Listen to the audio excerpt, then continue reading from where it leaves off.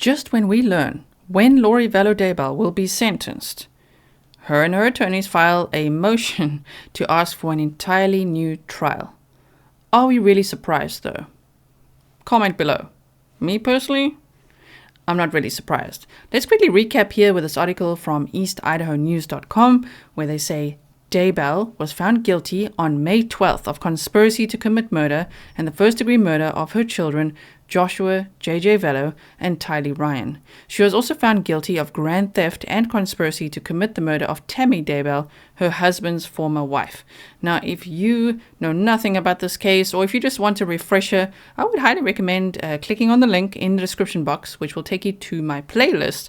And on there, we did a deep dive. It was in 2022, but part 1, 2, 3, and 4 was a deep dive of figuring out who's who, what's the timeline, just everything we possibly could at the time. And then throughout the trial, we were very busy covering the Letitia Stout trial. But throughout this trial, there were little updates that I did as often as I could. And we listened to some of the audio together. And then we watched the verdict together. And I must say, Lori Vallow did not look impressed, of course. She was like standing there looking at the jury like, okay, guilty, huh? Okay. So as I say, I'm not all that surprised that she's now filing a motion to demand a whole new trial. District Judge Stephen Boyce will sentence Daybell at 9 a.m. on Monday, July 31st at the Fremont County Courthouse. Victims are expected to give impact statements and Daybell may be allowed to speak if she wishes. Public seating at the hearing will be first come, first served according to a news release from the Idaho Judicial Branch. Video recording and taking photos inside the courthouse will be prohibited according to a court order. The court will live stream the hearing and East Idaho News will broadcast the video across our platforms. So that's good to know that the sentencing is going to be live streamed. So we will be able to see it and hopefully we as a community can all see it together. Also, if you are brand new here, I hope that you will consider subscribing and hitting the bell so that you don't miss out when I do videos, premieres, uploads, live streams, shorts, community posts, or whatever it is that you might want to see. My name is Gisela K. I'm South African living in the Netherlands, and I make content for you almost every day. So, and if I'm not on here, then you know I'm on Patreon or I'm making content for members. We just had a almost 3-hour members stream today. So if you're joining membership today, make sure you check out the members only playlist so you don't miss out on that. That was all about a course I just did and we were breaking it all down. And then we also talked a little bit more about Roberta Laundrie's letter to her son. Okay, now back to this case. Let's read through that document where Lori Vallow Daybell is requesting an entirely new trial. Okay, and here it is. Motion for new trial. State of Idaho plaintiff versus Lori Vallow Daybell defendant. Comes now the defendant through her attorneys and pursuant to Rule 34 Idaho Criminal Rules and Idaho Code 192406 moves the court for a new trial. Rule 34 of the Idaho Criminal Rules provides that the court may vacate any judgment and grant a new trial on any ground permitted by statute and states that the motion must be filed within 14 days after the verdict. The verdict in this case was filed on May 12, 2023. This filing is within the 14-day time limit. Cutting it fine though, huh? But yes, it is within the 14-day time limit. The statute which the rule refers to is Idaho Code 192406, which provides that the court may grant a new trial in the following cases only.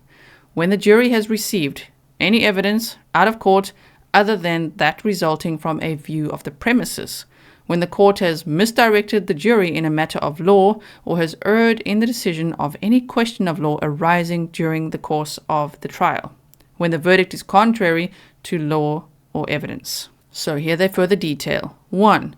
The court misdirected the jury in a matter of law as it related to the jury instructions on conspiracy. The indictment filed by the grand jury on May 25, 2021 states that the conspiracy is Chad Guy Daybell, Lori Noreen Vallow, and Alex Cox, deceased, and other co-conspirators, both known and unknown. This language clearly states that at least 5 people entered into a conspiracy. Chad, Lori, Alex, and other conspirators. The trial court, however, at the government's request, allowed the trial jury to consider a conspiracy of only 2 people, Lori and Chad, Lori and Alex, or Chad and Alex. This change of the definition of conspiracy from the grand jury to the trial jury completely changed the complexity of this case by allowing the insertion of the and/or language. For the past 2 years, the defense had been put on notice that the conspiracy involved at least 5 people. This notice was clear from the language of the indictment.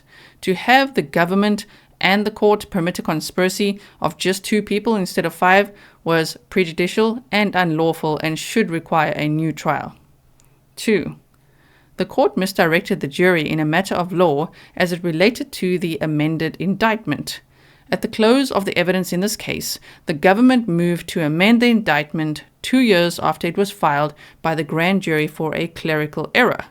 The amendment was not a clerical error, but changed the statute in the definition of grand theft.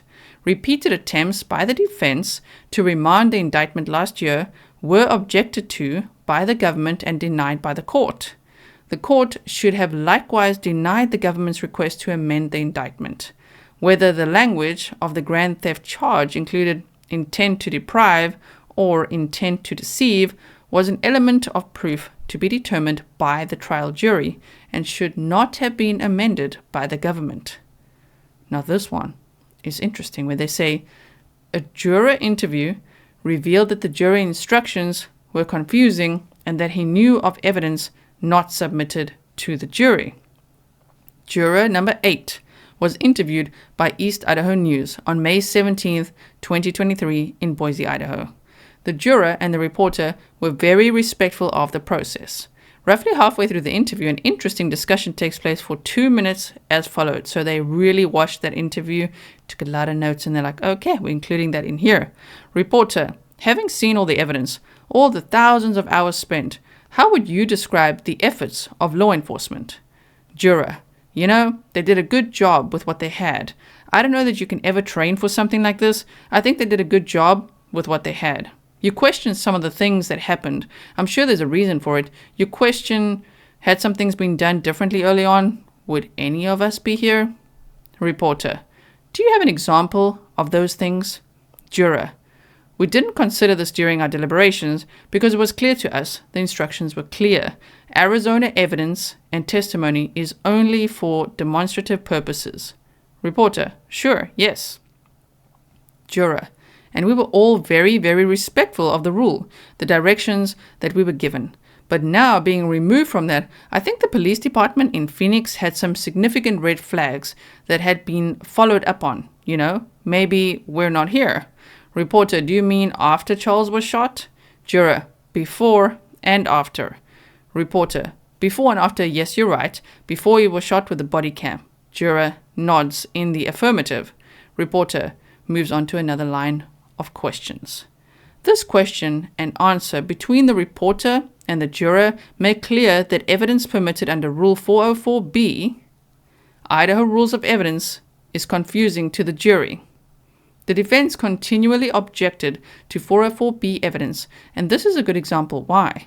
Arizona evidence and testimony was not for demonstrative purposes, as the juror stated and as the reporter agreed, but was evidence to show some other reason other than bad character. The demonstrative evidence allowed in this case was the summary evidence from the law enforcement witnesses.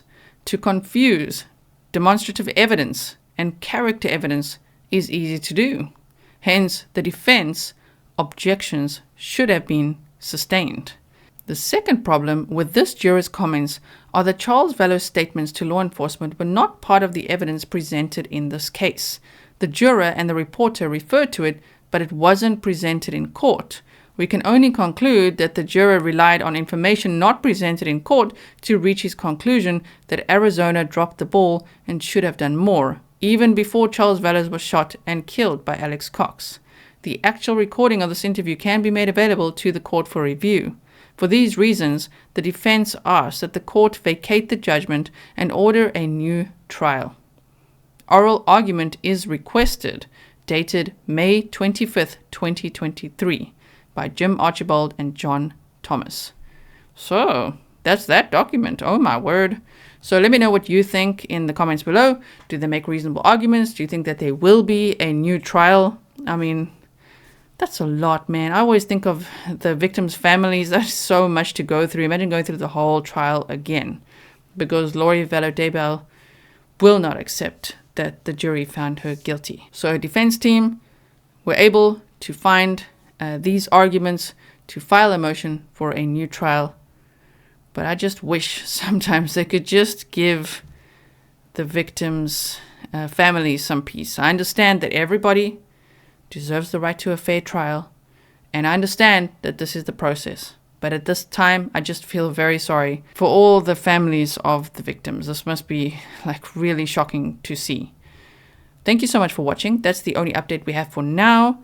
If there's anything else in this case or other cases, I will keep you posted. So do make sure that you are subscribed, hit the bell, leave a comment below. I always like reading your comments and seeing what you guys think. There's lots of legal experts in our chat, and hearing what you guys think could happen is, very insightful. So I will be reading those, and I will see you in the next one. Stay safe.